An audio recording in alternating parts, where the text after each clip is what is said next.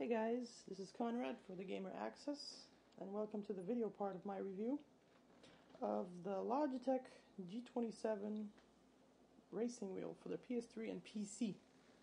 So, this is how it looks in all its glory.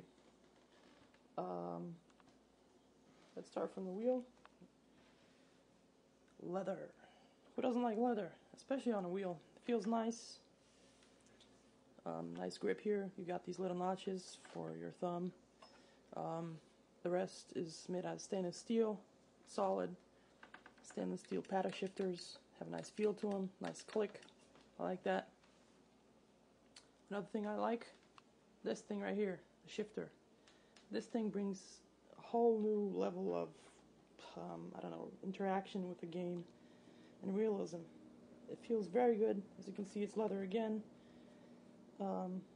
You got 6 gears forward and push in reverse. There we go. When you it even returns just like in a real car.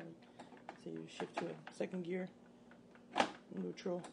It just goes back to neutral right between the third and fourth gear. That's pretty cool. And you see there's lots of buttons. 6 on the wheel, as you can see. And just like on the console, you got the standard configuration here, and these are start, select, and something else. Now, the bad thing about these buttons is you don't know what they're called, and if you map them, you'll often scramble and make a mistake pressing each one. That's what I do, especially when I'm racing and I want to pause the game. I'm not looking at the shifter console, I'm looking at the screen because I don't want to crash. So, I just press everything here and hopefully I'll pause the game. I think this is start, this is select, I don't know, maybe it's the other way around. So I wish they could put some kind of letters, numbers, or something like on our pads, game pads, that, you know, you could differentiate the buttons. What else? These things here. These are the screws that you tighten down the wheel. There's 2 on the wheel right here and 1 over here. You pop it out and screw it in. If you're screwing it in, tighten it, push, turn, and it's hidden. So that's pretty cool.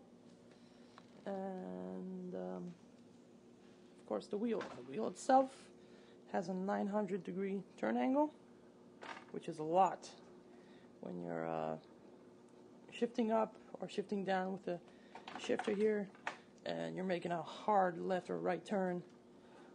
It gets pretty challenging. It's pretty cool. It's an experience, definitely. Just to compare the turn angle on this, I'll show you my my first wheel I ever got, my Microsoft racing wheel. This is the turn angle on it. That's it. That's all you get, and it's loud as hell. Yep, it's very loud. This thing, the G27, super quiet. Don't hear a thing. That's pretty awesome. Okay, now let's go to the back. Now, if you're wondering what the hell this black thing is that my wheel is sitting on, it's my rig that I put together for $50.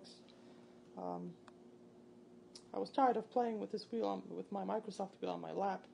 It's not very comfortable and slides a lot, so I built this thing, and it gets the job done. And thank God I did, because I wouldn't be able to use the G27, because I don't think you really can play it with on your lap. It has no rubbers underneath, and it's pretty narrow, and the force feedback is so much stronger than on a Microsoft wheel that I don't think you would be able to hold it in place. At least the Microsoft has a very wide base and some rubbers underneath. Let me show you here. Sorry about that. As you can see, you got rubbers, and it's very wide compared.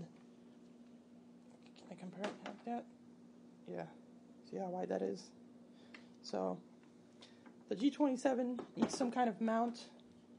If you build one yourself, if you buy one, I think they start from $150 going up to all the way $1,000. Maybe I'll put a little thing together on the site so you can see the different configurations for that.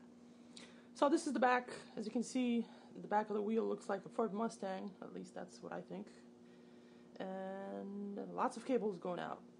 There's one going from the shifter console to the wheelbase, and 3 cables coming out.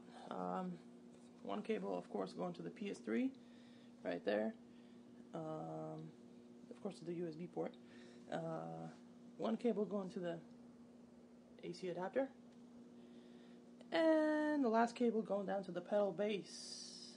Yes, so we got 3 cables, and you know, sometimes they get in the way, sometimes not. It's a big mess, but once you're set up, it's okay.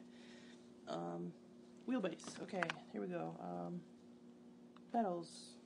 The gas or accelerator is shifted back a little, so you don't mess up your when you're changing. You know, you're using one foot for the gas and the brake, so you don't hit both at the same time. So that's pretty good. Each pedal has its own resistance. Lightest being the gas, the hardest being the brake, and clutch somewhere in between. That's pretty nice. The bad thing about the bass is, at least for me, if you have a hardwood floor, this thing slides. It has rubbers, but they're very small, and it just slides. The brake has so much resistance that you just push the whole bass out from under your feet, and that's not good when you're racing. So what I did, I just glued it with double-sided tape to my rig here, and the problem was solved. So it's not a big issue. If you have a carpet, no biggie. Now let's go down here, show this little nifty thing. If you have Donald Duck feet, and they're very wide, you can unscrew this screw and move these pedals outward, however you like, left, right, so that gives you more room. That's pretty cool. It's a nice option. And another thing I don't like about the pedals, they're very loud. So say you're playing at night, you got people over or something, and you're letting the gas go and braking, it gets pretty loud, so that's pretty annoying. I wish they could have, I don't know, put some kind of rubber in there so it won't be so loud. So I think that's basically it.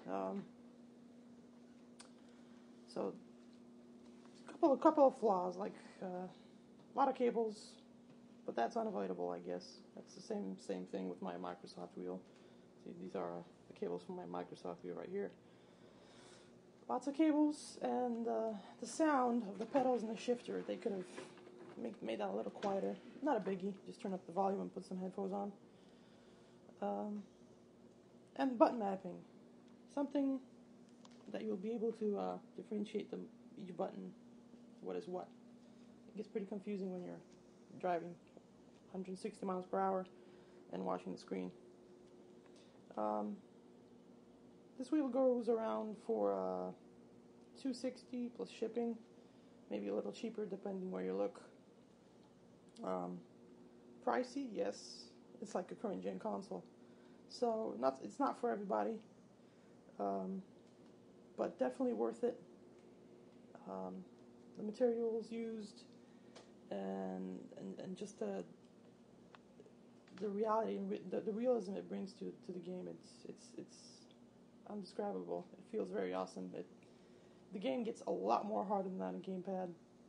Developers should put an option in online matches for people that only use the racing wheel, because the gamepad has a big advantage over the racing wheel. So unlike this wheel, which costs around $260, this one costs $100, but this is only for the Xbox, so it's unfair to compare them. But at least you'll see what you get for around $100 compared to $260.